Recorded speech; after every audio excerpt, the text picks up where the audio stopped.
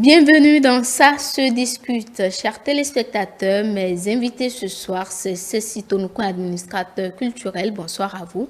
Rebonsoir Eric. Rebonsoir vraiment. Évidemment, et Rebonsoir. rebonsoir aussi à nos chers téléspectateurs. Winner Innocent Godonou, il est journaliste. Bonsoir Winner. Bonsoir Derrick, bonsoir à tout le plateau et bonsoir à tous les étudiants et étudiantes. Parce que ce sont des sujets qui concernent les étudiants que nous voulons aborder justement. Didier Kounou est également avec nous ce soir, il est journaliste. Bonsoir Didier. Bonsoir Derrick et bonsoir à toutes les femmes qui sont au niveau de la réalisation de Ça se discute. Merci de marquer un coin d'honneur aux femmes, c'est vraiment gentil. Le premier sujet qui nous intéresse dans Ça se discute ce jour, il s'agit bien évidemment de ce communiqué-là du ministre de l'Intérieur et de la Sécurité publique Alassane Seydou qui demande aux associations estudiantines de mettre fin aux formations paramilitaires qui s'observent en leur sein, qui sont source de violence et de dérive. C'est sitôt nous point. Le ministre demande de mettre fin à ces actions-là, à ces formations-là que l'on observe. Pourquoi selon vous? Le communiqué a tout dit, parce que nous ne pouvons pas faire l'apologie de la violence au niveau de nos universités qui sont des temples du savoir. Et lorsqu'on parle du temple de savoir, cela requiert des attitudes qui vont dans le sens de la promotion de tout ce que nous avons comme valeur. Mais la violence n'étant pas une valeur, nous ne pouvons pas justement continuer à faire vivre ces éléments-là, à avoir des pépinières de promotion de la violence dans nos universités. Je pense que c'est un communiqué qui est venu à point nommé pour sonner le glas d'une dérive qui s'implante facilement et progressivement dans nos universités et qui trouble l'ordre public, qui trouble la quiétude des étudiants et qui trouble le bon déroulement des activités académiques sur nos campus. Donc, c'est justement au nom de cette violence, au nom des actes de vandalisme que ces étudiants en griffe, étudiants soldats arrivent à causer sur le campus que le ministre de l'Intérieur a jugé bon de mettre fin à ces activités-là sur nos campus. Innocent Godonou, le bien fondé de cette décision? Ouais, c'est une décision salutaire parce que nous autres, on a été étudiants et on comprend un peu tous les affres.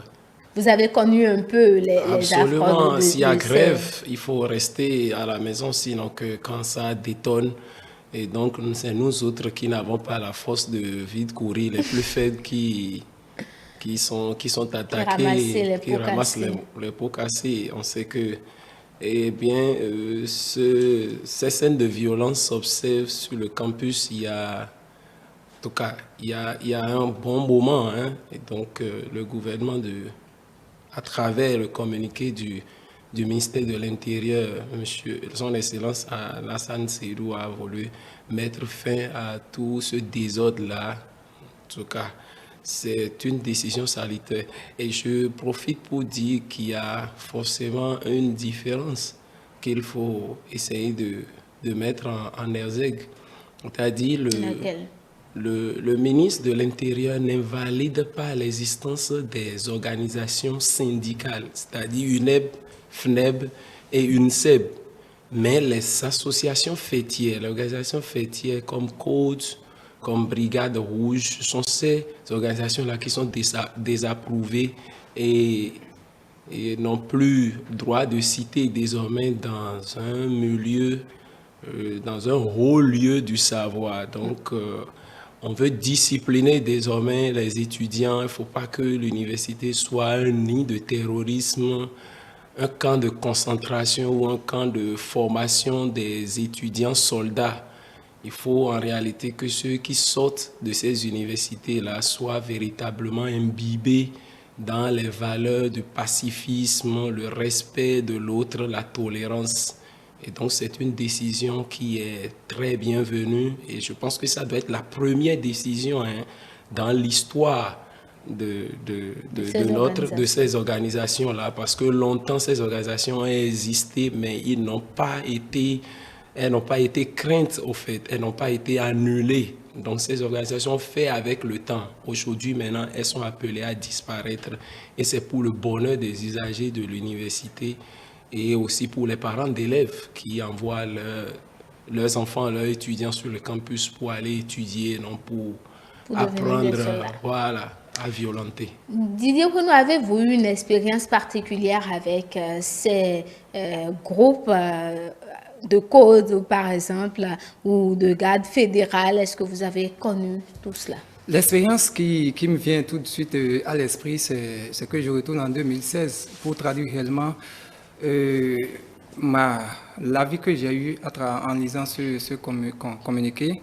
Je me rappelle entre 2015 et 2016, lorsque les politiciens préparaient les élections de 2016, c'était ceux-là qui aujourd'hui font partie désormais du passé.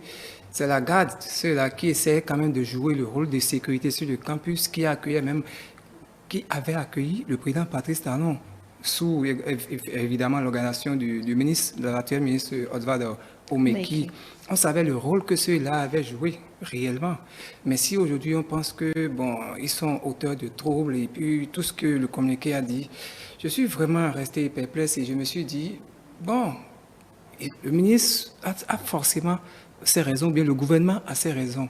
Mais pour moi, cela va régler quelle situation? Du moment où ces organisations sont là et participent normalement à l'animation de l'université, les questions de garde vélo, les questions sécuritaires sur le campus, la police à elle seule, on ne peut pas aller mettre 100 policiers sur le campus pour faire quoi? Rien. Ce ne sont que ces organisations qui peuvent quand même essayer d'assurer la sécurité aussi bien des étudiants et de leurs biens, qu'on le veuille ou pas, même des professeurs.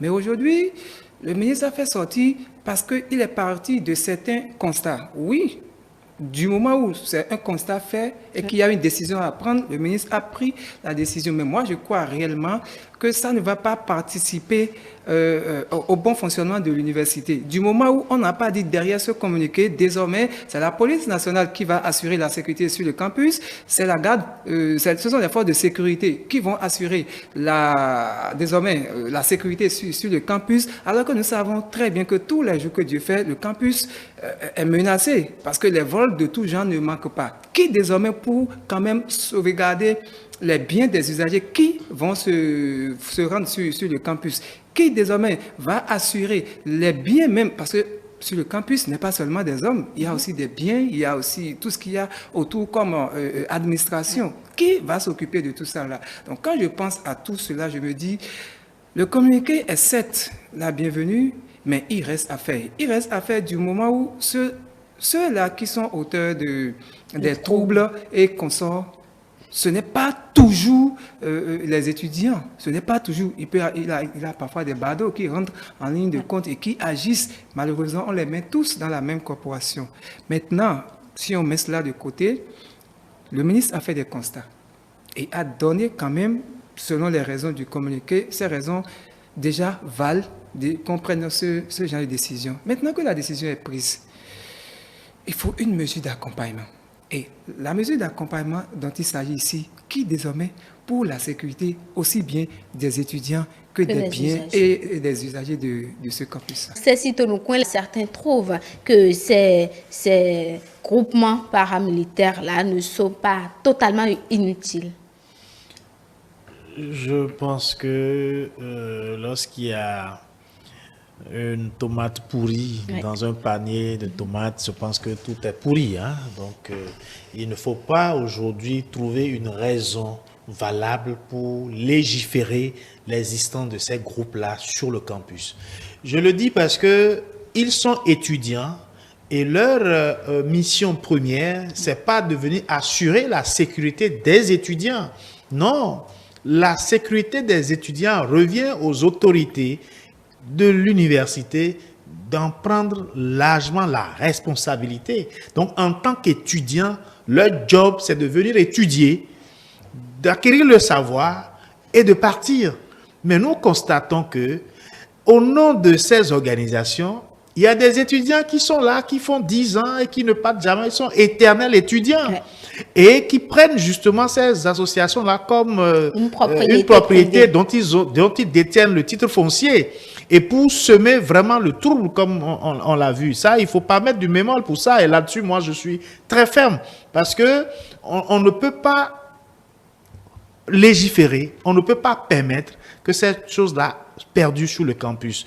Ce sont également des ramifications parce que c'est des organisations fêtières. Nous avons l'UNICEF, nous avons la FNEB, tout ça. Ce sont eux qui, de façon dérivée, mettent en place ces groupuscules et les entretiennent parce que, en tant que président de la fédération, ils estiment qu'il doit avoir une garde rapprochée, qu'il devrait avoir des gardes-corps, qu'il devrait avoir ci, qu'il devrait avoir ça. Et c'est eux qui mettent ça. Et entre eux, il y a des troubles qui s'aiment, il y a des actions vraiment peu orthodoxes qui se déroulent dans ces milieux-là. Donc, du coup, il n'est pas du tout évident, il n'est pas du tout indiqué de faire prospérer ces organisations-là sur le campus. Et qui plus est, c'est-à-dire qu'ils s'organisent et ils font encore des entraînements sur le campus. Oui. Un peu comme si on leur donne la liberté de s'entraîner, de devenir des corps militaires ou paramilitaires au sein de l'université. C'est ce qui n'est pas bien. Ça, c'est du laisser-aller et il faudrait justement que cela s'arrête et que l'on puisse sévir jusqu'à la dernière rigueur pour arrêter le massacre. Didier Kouenou n'est forcément pas tout à fait d'accord avec cette argumentation de Cécile Nkouen. Oui, Derek, vous le savez très bien, je ne suis pas totalement d'accord du moment où, dans son intervention, M. Cécile Nkouen disait tout à l'heure que la sécurité du campus revient aux responsables du campus. Qu'est-ce que ces responsables ont pu faire depuis 20 ans, 10 ans, 5 ans, à la date d'aujourd'hui, avant que le gouvernement ne prenne cette décision? Si les responsables qui sont sur le campus, à travers ces organisations, les responsables n'ont pas connu des menaces à travers ces organisations et donc ont accepté l'existence légale de ces organisations paramilitaires sur le campus, j'estime qu'il n'y a pas encore péril en la demeure. Ça fait un. La deuxième chose, c'est vrai, on constate des dérives. On ne va pas se cacher, hein, il y a des dérives qui sont constatées de part et d'autre. C'est vrai. Mais on ne va pas seulement voir ce côté. Ils apportent quelque chose sur le campus, oui ou non. Si c'est oui, j'aurais voulu quand même qu'on fasse désormais une réorganisation au sein déjà du campus à travers les organisations estudiantines pour que celles-ci se comprennent et respectent désormais la droite ligne qu'aura mise en place le gouvernement à travers les autorités du campus. Ce faisant, je crois que s'il y a eu des obéissances, après que la ligne a été tracée, s'il y a eu des obéissances, on peut évidemment suspendre ou arrêter ces organisations. Tant que ce n'est pas fait, je crois qu'on va beau discuter, ça se discute d'ailleurs, c'est l'émission, mais même après ce plateau, on va continuer parce que moi j'estime réellement qu'il y a un pas à faire avant même que cette décision ne sorte. Malheureusement, je n'ai pas constaté cela et je me dis, on a beau décider d'arrêter, mais la suite, ça va donner quoi? On a beau, la suite va donner quoi? Nous avons entendu certains étudiants dans la production de la rédaction dire que surtout au restaurant, il y a de ces bagarres-là. Est-ce que vous pensez, Innocent Godonou, que c'est pour bénéficier des avantages du campus que ces organisations-là créent ces milices?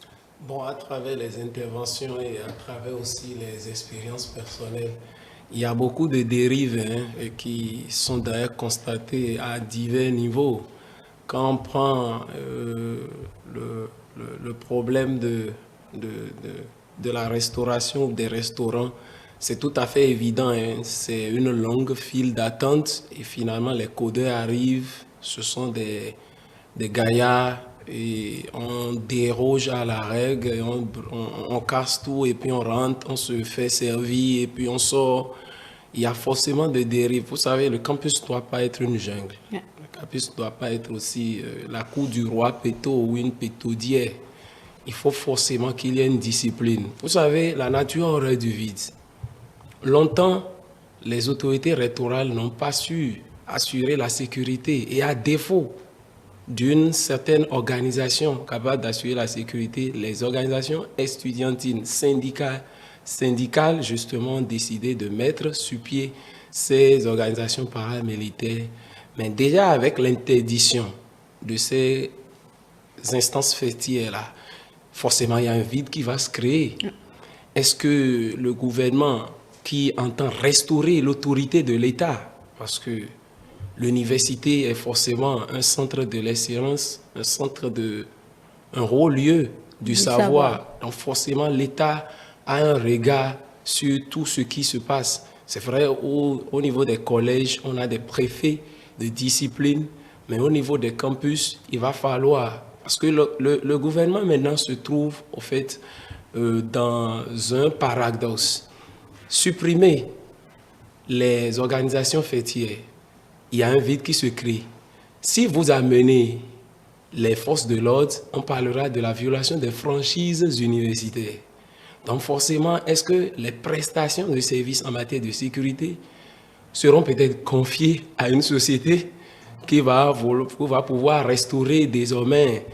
Donc forcément, il y a une interrogation, il y a forcément une réflexion qui doit accompagner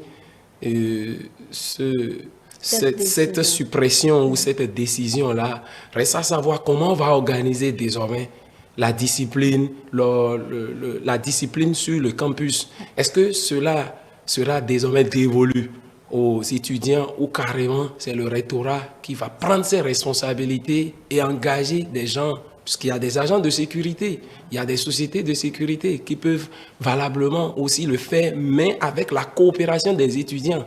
Parce que là-bas, ils sont très majeurs et ils n'accepteront pas subir la loi d'une société d'une manière ou d'une autre. Donc forcément, la réflexion doit être poussée pour que le ministre de l'Intérieur et de la Sécurité publique puisse trouver la formule nécessaire pour concilier les deux parties afin que l'ordre et la discipline règnent dans cette grande maison du savoir. Ceci, de quoi pensez-vous qu'on doit amener la police républicaine ou d'autres forces de l'ordre sur le campus pour assurer maintenant la sécurité? Parce que ces fêtières-là ne sont pas, ou ces groupements-là assurent par moment la sécurité selon ce que Didier Ouénou est en train de dire. Et donc, pensez-vous que l'État a les moyens maintenant de mettre assez d'hommes sur le campus pour assurer vraiment l'ordre? Je voudrais d'abord, tout en reconnaissant le bien fondé à un moment donné de rôle que jouent ces organisations en termes de maintien de l'ordre, c'est-à-dire qu'ils s'organisent entre eux pour assurer la sécurité d'un certain nombre de biens. Je me pose toujours la question de savoir, est-ce que c'est la mission première d'un étudiant envoyé sur le campus pour étudier? La réponse est non. Le deuxième élément d'analyse est quelle est la législation qui autorise ces groupuscules-là à s'organiser et à avoir des camps d'entraînement sur le campus jusqu'à ce que ça devienne des corps avec des appellations 1 et 2, des accoutrements distinctifs sur le campus. Ça devient un nid d'insécurité qui se crée. Et surtout, quand vous voyez les séances d'entraînement de ces corps-là, mais vous tombez des nues. Vous vous posez la question de savoir, mais si vous êtes toujours sur le campus, alors là, ou dans un camp militaire, alors là, je pense qu'il faut vraiment séparer le bon grain de livret pour pouvoir vraiment mettre de l'ordre dans la question. Ça qui passe à l'écran. Je pense que c'est ça, parce que on ne peut pas. Et troisième élément d'analyse, nous sommes aujourd'hui dans un contexte où nous avons une certaine hégémonie de l'extrémisme violent dans nos pays et avec ces manifestations de jour en jour, et on ne sait pas qui est qui parce que c'est une guerre asymétrique, on ne sait pas quel est le visage et on ne sait pas quels sont les nids fertiles pour que ça puisse fournir de main d'œuvre à ces gens-là. Donc, je pense que le lien est vite fait et la dérive aussi est vite venue lorsque nous avons des terreaux fertiles comme ça qui se mettent en place. Donc, il est forcément évident que le gouvernement prenne ses responsabilités pour interdire toutes ces activités paramilitaires sur le campus, pas que sur le campus d'Abomey-Calavi. Il faut que ça puisse être étendu à toutes les autres universités, parce que le problème est là, il faut l'arrêter. Ils ne sont pas allés envoyer à l'université pour devenir des corps militaires, mais ils sont allés là-bas pour étudier. Et il faut qu'ils puissent vraiment rentrer dans le carcan de l'étudiant, aller faire ces 2 ans ou 3 ans de formation académique, avoir leur diplôme, aller sur le marché de l'emploi ou devenir auto-entrepreneur, primo-entrepreneur ou je ne sais quoi, et vider la place sur le campus plutôt que de s'adonner à ces activités-là pour faire 5 ans, 10 ans, 20 ans sans pour autant avoir aucun diplôme universitaire. Et c'est là justement l'autre penchant qu'il faut justement éviter et vraiment sévir et mettre fin à ces activités-là. Parce que il est clair, hein, on en a connu et ça continue parce que quand les vices, se développent et qu'on ne les coupe pas, ça s'enracine et ça des démembrements. Donc, on assiste à leur évolution alors que ce n'est pas justement légiféré nulle part, et donc du coup, il faut vraiment arriver à les endiguer. Wina Innocent Godonou, nous parlons maintenant des revendications. Lorsque ces associations-là font des revendications et ne sont pas écoutées, ce sont ces groupuscules-là, appelés Garde fédérale, Brigade rouge ou Code, qui forcent ou qui mettent la pression à travers des cris et autres. Est-ce que vous pensez que c'est tout cela qui relie cette décision-là? Est-ce que vous pensez que ces décisions-là partent de ces comportements-là qu'ils arrivent à avoir pour mettre la pression sur les autorités rectorales? Absolument. Il y a des constats désastreux qui ont été faits. On a noté des dérives. Et puis, longtemps, l'étudiant est étiqueté comme quelqu'un de très violent, un sauvage d'une manière ou d'une autre. Et avec l'avènement de la rupture, il faut qu'on cesse avec... en tout cas, cette mentalité-là qui prend l'étudiant comme un sauvageon. Et souvent, les méthodes de revendication sont d'ailleurs basées sur le bruit, la violence. On scande des slogans hostiles au pouvoir public.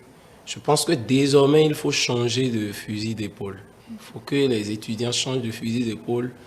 Et avec les organisations estudiantines, je pense que le dialogue doit pouvoir être restauré entre les autorités rectorales et ces organisations estudiantines-là qui revendiquent un certain nombre de choses, qui défendent en fait, les intérêts liés aux conditions de vie, de travail des étudiants.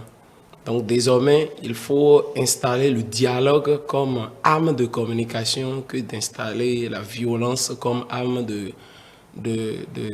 négociation. Vous savez, moi j'aurais préféré ou j'aurais suggéré à ces organisations-là de pouvoir entraîner ces étudiants à préserver la paix.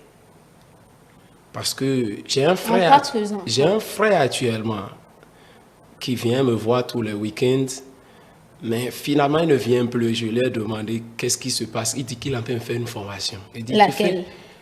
Je lui ai demandé quelle formation. Il me dit qu'il est en train de faire formation en sécurité. Et donc, comment ça se fait? Il dit, bon, il est étudiant, le jour, il va au cours, et le soir, il fait sa formation. Et il a fini même d'ailleurs la formation en tant qu'étudiant. Et les soirs, il a pu trouver un petit job de sécurité dans une entreprise dans les environs de l'université. C'est ça qu'il fait le matin. Moi, j'aurais préféré que ces organisations paramilitaires puissent former les étudiants à faire des prestations de services en matière de sécurité dans les entreprises et dans les sociétés d'État, pourquoi pas. Et même pourquoi pas les entraîner à véritablement promouvoir la paix et la sécurité au sein du campus. Donc voilà les axes de réflexion qui doivent pouvoir amener les étudiants à changer complètement de vision, à changer de mode opératoire et à se conformer aux desiderata du pouvoir en place qui ne veut plus faire l'apologie de la violence, mais qui veut qu'il ait des étudiants de type nouveau. Et les étudiants de type nouveau, c'est des étudiants qui sont vraiment ancrés dans le pacifisme, dans le respect de l'autre, la tolérance surtout. Et c'est avec ces valeurs-là, nous pourrons construire ensemble ce pays. Didier Renaud? Oui, Derrick, franchement, je crois que jusque-là, je ne suis pas convaincu sur aucune intervention de ceux de la question ici. Parce que vous avez posé la question à M. Tonoucoin, est-ce que désormais, c'est la police qui viendra assurer la sécurité sur le campus? À cette question, je n'ai pas eu de réponse. Est-ce parce que cette réponse n'existe pas? Je ne le sais pas. Non. À Innocent Godonou, vous avez parlé des revendications. Et au cours de ces revendications, il y a des slogans hostiles qui sont lancés à l'égard de l'autorité ou du moins du gouvernement. Oui. Écoutez, on sait comment ça se passe au cours des revendications. Laissons même les organisations estudiantines, les centrales syndicales. Aucune centrale syndicale, au cours de ces revendications, n'a encore crié Yaïboni bravo ou bien Talon bravo. Aucune. Donc, logiquement, pour une revendication, ça ne peut qu'être des slogans de ce genre. Est-ce qu'on est d'accord? Yeah. Très bien. Je reconnais que force doit rester à la loi. Ça, je le reconnais. Mais je dis, on ne va pas faire un pas devant et deux pas en arrière. À partir de ce moment, il faut revoir les choses. Et revoir les choses, c'est mettre en place. On a écouté dans l'intervention tout à l'heure, pourquoi ne pas les faire asseoir et discuter et donner désormais la ligne à suivre. Une fois qu'on constate le non-respect de ce que l'autorité a dit, je pense qu'on pourra passer facilement donc, à la suppression totale de ces organisations. Ne pensez-vous pas, Didier Renaud, que ces groupuscules-là pourraient servir de terreau au développement du terrorisme? Exactement. Sur ce point, je ne pourrais pas dire non. Du moment où, M. Cécile l'a dit tout à l'heure, c'est une guerre asymétrique. On ne sait vraiment qui est qui. Mais ce n'est pas parce qu'on veut supprimer directement ces organisations qu'on va dire que les étudiants pourraient être des terroristes. Je sais déjà que le Béninois Nanda, qui se retrouve dans un village quelque part, peut toutefois être rapproché par les organisations terroristes. Tout le monde est exposé, pas forcément les étudiants. On ne va pas faire de la stigmatisation, on est d'accord. Donc, du moment où c'est le cas, je voudrais, ce soir, je me retrouve entièrement dans la peau de quelqu'un qui veut vraiment constater ce que l'autorité veut et pouvoir le lui offrir. C'est juste là. Sinon, tout ce qu'on dit, je répète que force doit rester à la loi, mais il faut quand même poser des pas en amont et en aval, tout simplement. Cécile Tonoucoin, comment donc assurer le respect de cette mesure-là? Quelles sont les dispositions que doit prendre le gouvernement à travers le ministère de l'Intérieur et de la Sécurité publique pour que cette mesure-là soit respectée sur le campus? Non, je pense que l'autorité a fait un constat et a jugé bon suspendre ces activités-là. Ça fait partie d'un processus de décision de l'autorité. Ça, nous ne saurons le dire exactement, mais on peut constater que l'autorité, en prenant ses responsabilités, a dit d'abord, on sursoit à tout ça et on remet les cartes à blanc. Après, on pourra justement échanger pour voir qu'est-ce qui ne va pas et qu'est-ce qu'il faut faire. Donc, on ne peut pas, en tant qu'autorité, voir un mal et laisser le mal prospérer et dire on veut discuter. Il faut d'abord sonner le glas, mettre les cartes à plat et ensuite échanger, voir avec qui échanger pour que ça puisse se faire. Ça fait un deuxième élément, c'est que nous sommes dans une situation où la nébuleuse telle qu'elle se présente, nous ne pouvons pas et on ne peut pas, quel que soit le bien fondé, autoriser un certain nombre de choses qui se développent. Deuxième élément, pour parer au problème d'insécurité qui se pose sur le campus, je pense que c'est de commun accord avec les autorités rectorales et les autorités du ministère de l'Intérieur que des solutions doivent se mettre en place pour que cela se fasse. On a vu aujourd'hui, par rapport au problème de transport universitaire, des apports de solutions mise sur la table par le gouvernement. Il en est de même également pour la restauration. Et donc, du coup, avec les autorités restaurales et les autorités des œuvres universitaires, on verra bien quelle est la formule qu'il faut mettre aussi en place pour la question de sécurité sur le campus. Est-ce que c'est la police républicaine qui sera là, appuyée par des sociétés de sécurité professionnelles et reconnues par l'État? Je pense que c'est autant d'éléments qui seront mis sur la table et discutés, et les plus appropriés seront adoptés pour que les étudiants cessent justement d'être marginalisés et victimes d'insécurité, et que lorsque je viens avec ma moto sur le campus, je ne sois pas sûr que je dois repartir avec, parce qu'il y a des gens qui sont déjà là, qui me piquent ça. Et donc, du coup, ces cas-là sont vraiment fréquents sur le campus. Donc, ces questions de sécurité doivent pouvoir être bien élaborées et discutées par les autorités compétentes en la matière.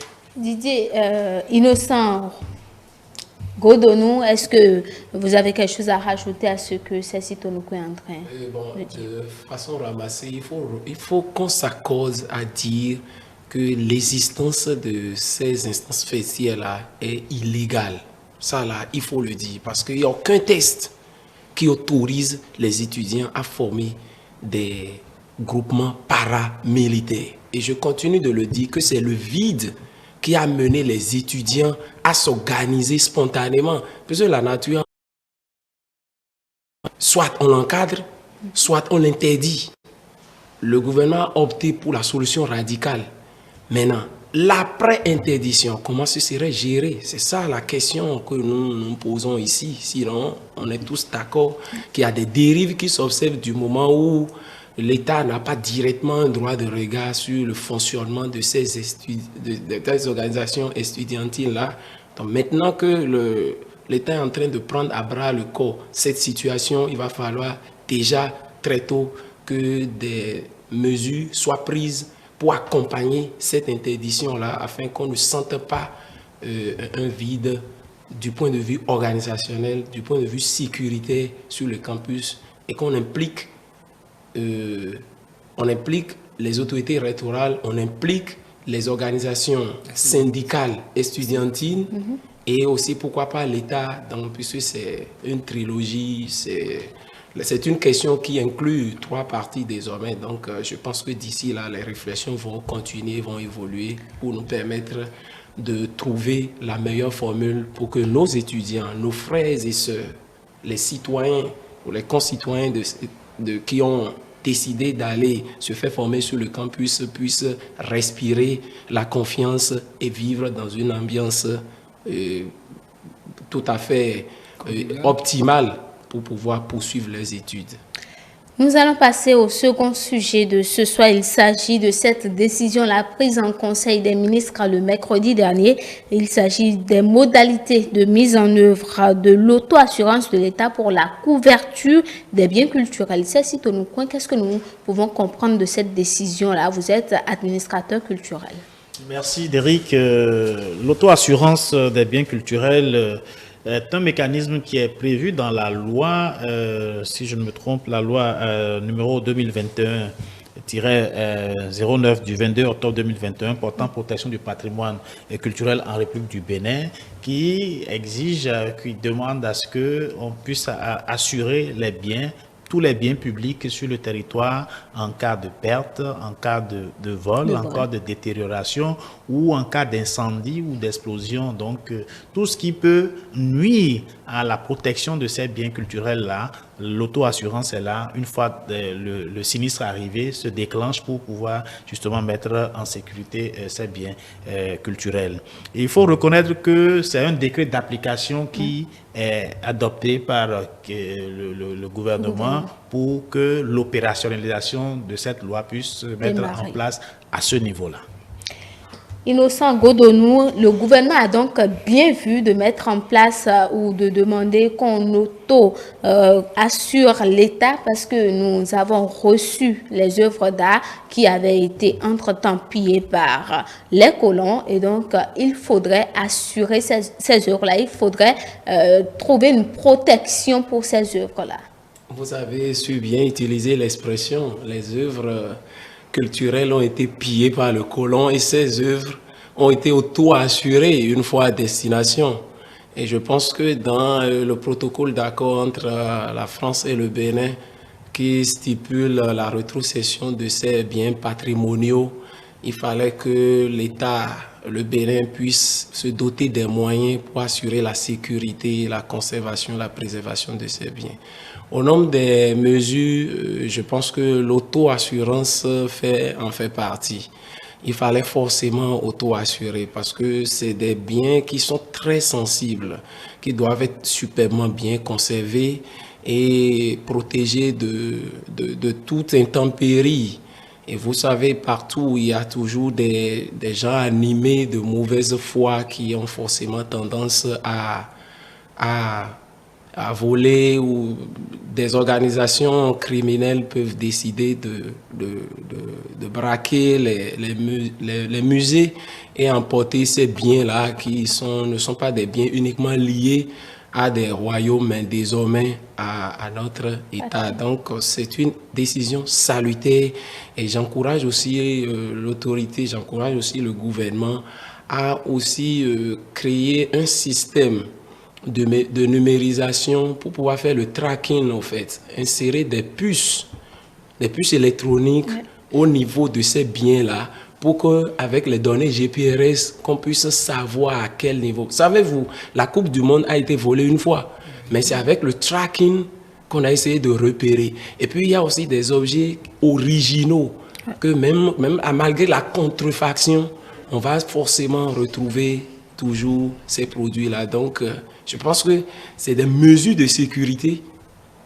que le Bénin a prises vis-à-vis de la France pour pouvoir conserver ces biens naturellement pillés, mais qui sont revenus maintenant aux bénéficiaires. Il fallait forcément les conserver, mais aller aussi loin, parce que peut-être qu'il y a une autre loi qui se prépare, ou un autre décret qui se prépare pour pouvoir numériser ces biens-là, afin d'organiser leur tracking et pourquoi pas aussi suivre ces biens à distance. Parce que le président Talon aussi parlait des musées virtuels.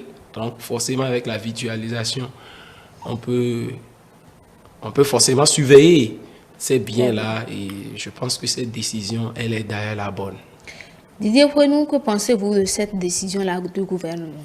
Je crois que depuis le mercredi dernier, où le Conseil des ministres a fait sortir cela, j'ai été particulièrement ému du moment où je sais que actuellement les objets de valeur, les trésors surtout, moi à la sortie du Conseil des ministres, du relevé du Conseil des ministres, quand j'ai lu ça, j'ai directement pensé aux œuvres d'art, à nos trésors royaux, et je me suis dit effectivement il y a urgence à prendre cette auto-assurance pour les objets de valeur, parce que vous le savez très bien, les objets culturels sont des objets de valeur. Je parle évidemment sous le contrôle de M. Cécile Tonocoin. Les objets culturels sont des objets de valeur.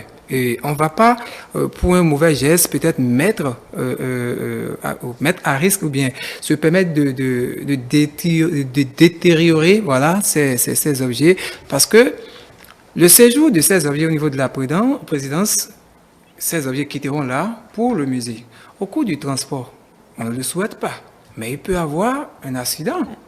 Quel sera donc désormais ce qui sera réservé à ces trésors si entre-temps ils ont été touchés d'une manière ou d'une autre? Ça va mettre ainsi en jeu la valeur qu'ils ont au départ. Donc logiquement, je crois que l'auto-assurance de ces objets montre réellement que le gouvernement, non seulement le gouvernement, mais toutes les organisations qui savent ce que vaut ces objets-là et qui sont sûrs. Je considère que si le gouvernement a pris, c'est parce que le président de la République, à travers ses ministres, ont déjà pris l'avis des conseillers culturels pour voir comment ça peut se faire, l'assurance. Donc, réellement, il faut que ça se fasse et que les objets soient mis ainsi en sécurité. Ce faisant, c'est le Bénin qui sort grandi parce que tout ce que nous voyons comme objet culturel et tout, c'est un investissement.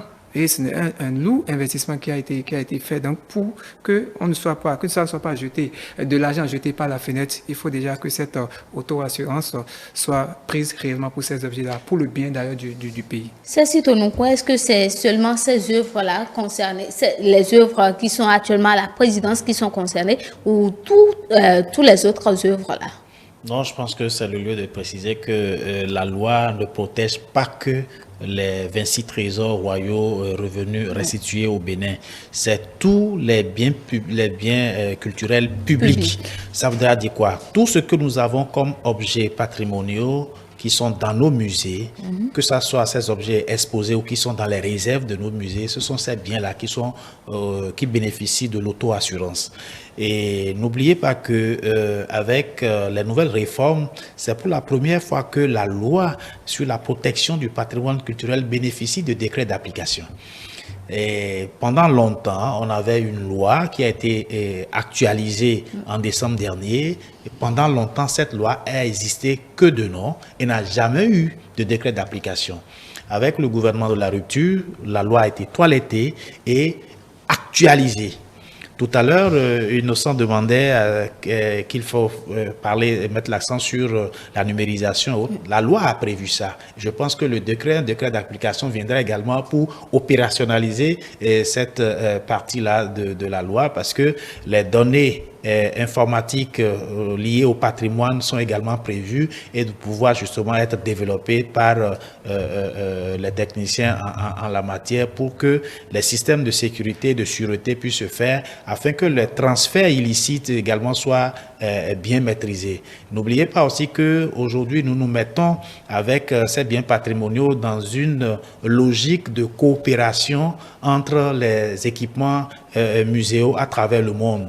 Nous pouvons aujourd'hui avoir une demande d'un musée d'un autre bout du monde qui demanderait à ce que on prête ces biens-là pour que ça puisse séjourner pendant un temps donné. Alors, il faudrait justement prendre cette disposition-là pour bien suivre leur démontage, leur transfert et leur bien à cette nouvelle destination et s'assurer également du suivi et des conditions de conservation de ces biens. Ensuite, s'assurer de leur retour au bercail ou sur une autre destination. Donc, il ne s'agira pas d'avoir des biens qui vont simplement séjourner ici, mais c'est des biens pour que, au sein de la coopération intermuséale, que ces biens-là puissent circuler à travers le monde pour le bonheur de notre économie, parce que le Bénin a pris l'option justement de faire du patrimoine et du tourisme des leviers de croissance économique. Donc, du coup, c'est beaucoup de valeur ajoutée et c'est beaucoup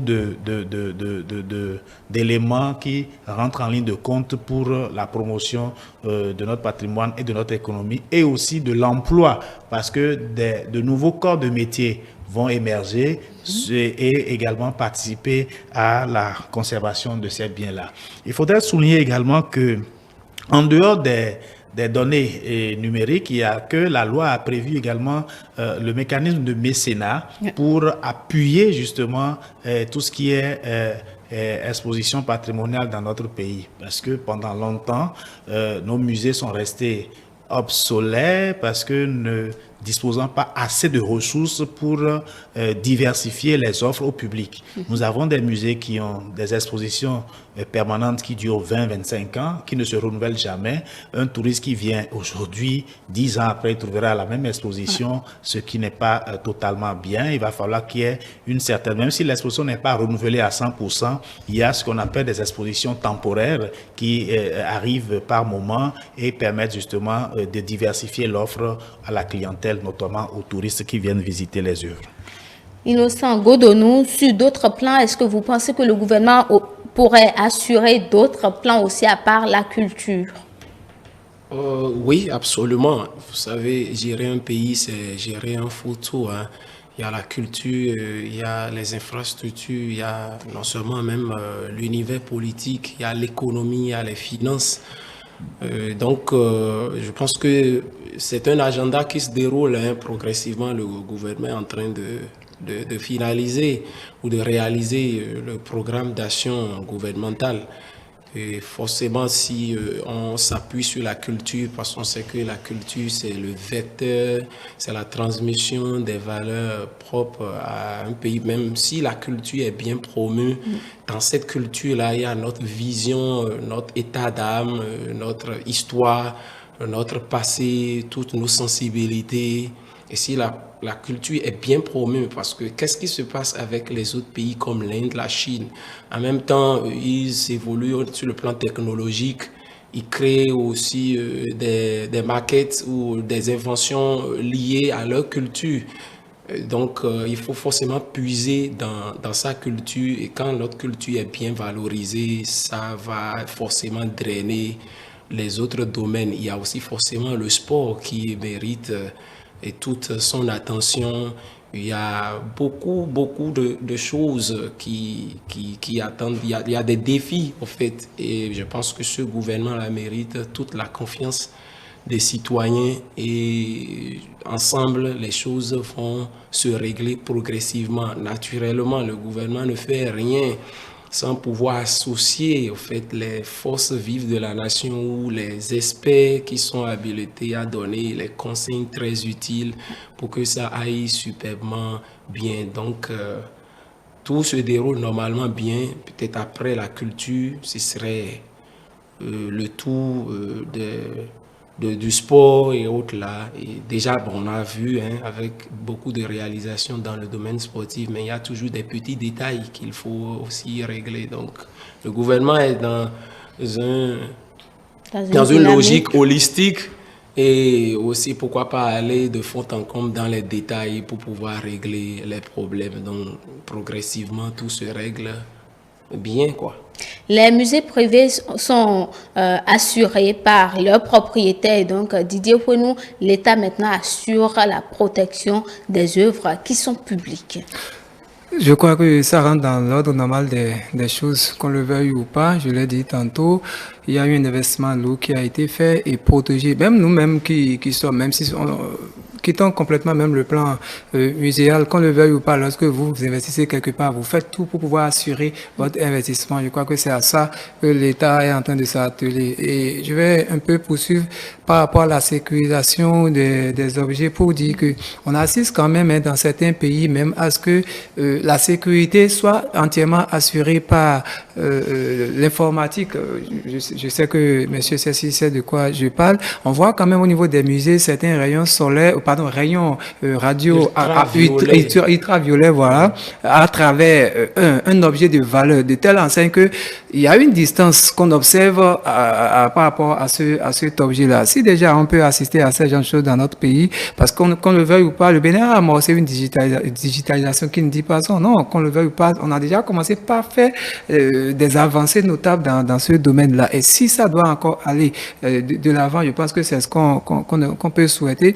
Tout à l'heure, on disait sur ce plateau que il faut donc changer la physionomie des expositions. Et changer déjà la physionomie des expositions revient à attirer beaucoup plus de touristes vers nos musées, parce que eux, ils sont habitués à cela. Et si je viens aujourd'hui, je vois autre chose. La saison prochaine, je viens, ou encore l'année prochaine, à chaque fois ça change.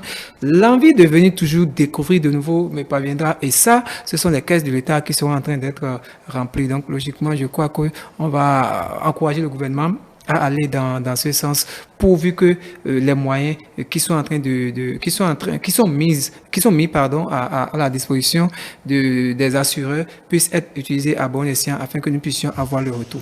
Je voulais surtout ajouter un petit point. L'État a amorcé, en tout cas, une véritable politique pour la promotion de la culture.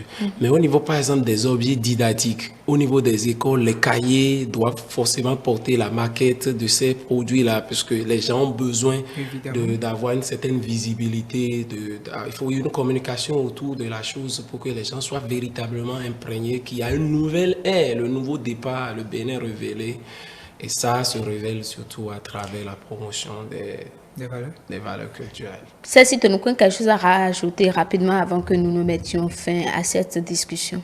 Non, je pense que, comme on l'a toujours dit, le gouvernement ne fait rien au hasard. Lorsqu'il met le cap, il essaie forcément d'aller étape par étape pour que le résultat soit atteint.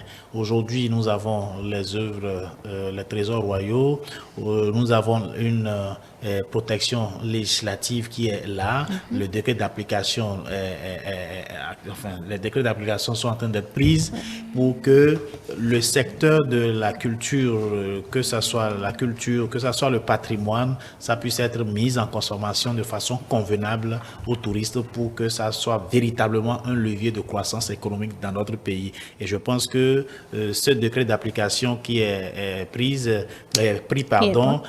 reste une pièce de puzzle qui progressivement se met en place pour que toute la pièce soit constituée et que nous soyons en mesure de bénéficier véritablement des fruits de ce programme-là qui est conçu et mis en œuvre par le gouvernement depuis son avènement au pouvoir. Mesdames et messieurs, c'est la fin de Ça se discute de ce jour. Nous avons parlé avec mes invités de l'interdiction des activités paramilitaires aux associations estudiantines à l'UAC par le ministre de l'Intérieur et de la Sécurité publique. Nous avons aussi abordé le sujet concernant l'auto-assurance de l'État sur les biens culturels, ce qui constitue un bouclier contre les menaces sur ces biens culturels-là. Merci de nous avoir suivis. Restez en notre compagnie pour la suite de nos programmes.